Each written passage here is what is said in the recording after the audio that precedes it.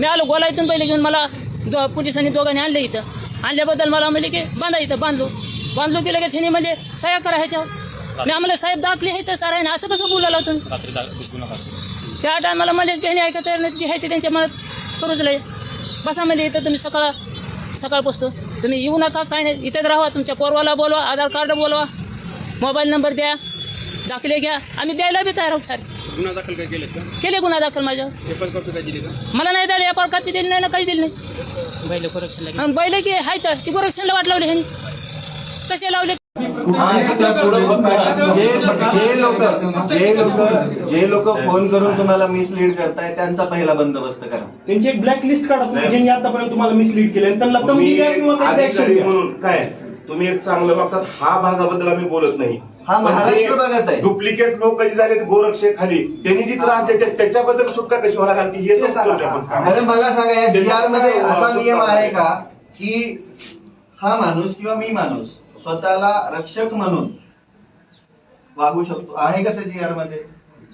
आता समजा मी रक्षक म्हणून तुम्हाला कॉल केला, मी कॉल केला म्हणजे तुम्ही तिथं जाणं किंवा तिथलं ते तपासणं हे तुम्हाला बंधनकारकच आहे का?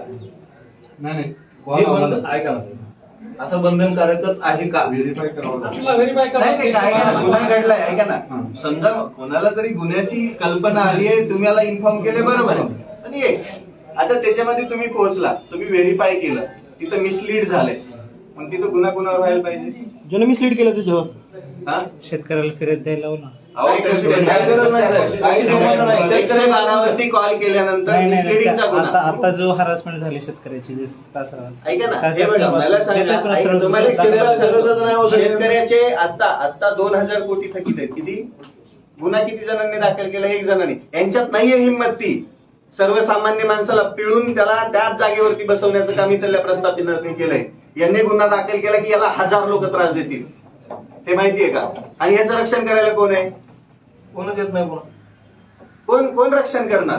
मान्य आहे सगळी व्यवस्था आहे पण त्याच्यापर्यंत पोहोचेपर्यंत तो मरून जाणार आहे, जगणारच नाहीये तो.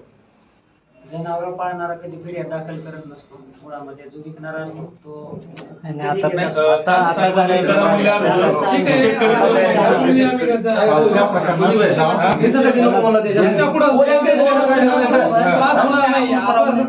तो प्रयत्न झालाच नाही पाहिजे. प्रयत्न कशाला? त्रास होणार नाही कुठलाही. शेतकऱ्याला त्रास व्हायचा काय संबंध आहे?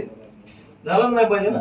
जगणं मुश्किल आहे त्याचं. काय घेणं काय म्हणतात ना त्या मला सांगा त्याचे 2 दिवस काल आणि आज गेलाच ना. रस्त्याने फिरायले जनावर आहेत का त्यांची तर काही बंदोबस्त करा म्हणा त्यांना. बघू म्हणा शेतकरी जनावर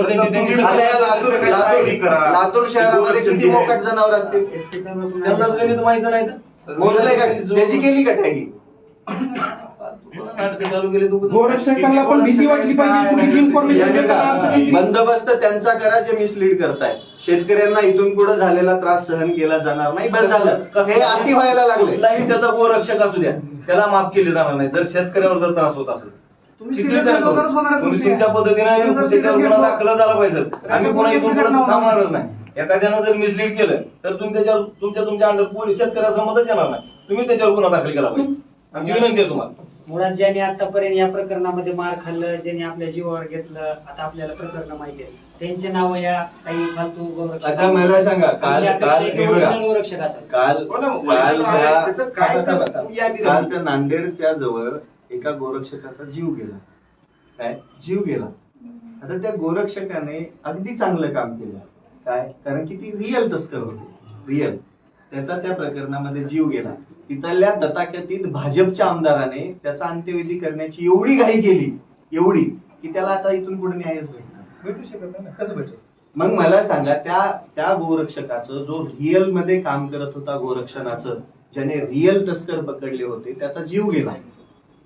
जीव गेला त्याला काहीच नाही भेटणार. पण त्याने अगदी देवाचं काम केलं. तो गेला काय म्हणतात ना त्याच्यामध्ये तो शहीद झाला म्हणू शकता.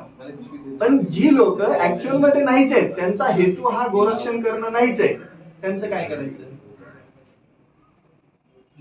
त्यांचा बंदोबस्त झाला पाहिजे.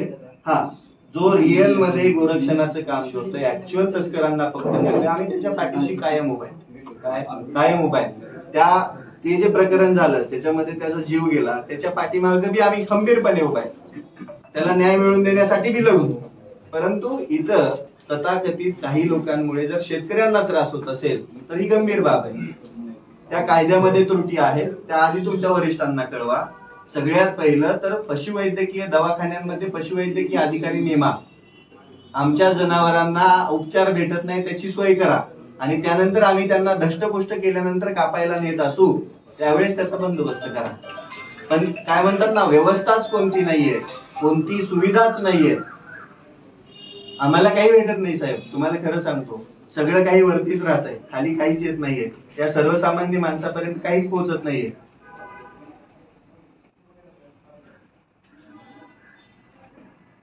किती महिने झालं साहेब विम्याची भरपाई देतो म्हणाले, आणि लातूर जिल्ह्याचं तर कुठं नावच नाही. काही सुद्धा नाही हो, मरायला लागला तो. 1 रुपया किलोने कांदा विकतोय. काल एक पावती बघितली, 301 मायनस होतं. मायनस 301 रुपये त्या व्यापाऱ्याला शेतकऱ्याला द्यायचे होते. कांदा बी त्याचाच नेला, त्याला गोण्या बी त्याच्या, भाडं बी त्याचं, सगळं त्याचं. आणि आता शेती पिकवणं बी मुश्किल झालंय. डिझेल भेटेना म्हणून जनावरांकडे आलो तर जनावर आणण्यासाठीच बंदी झालं.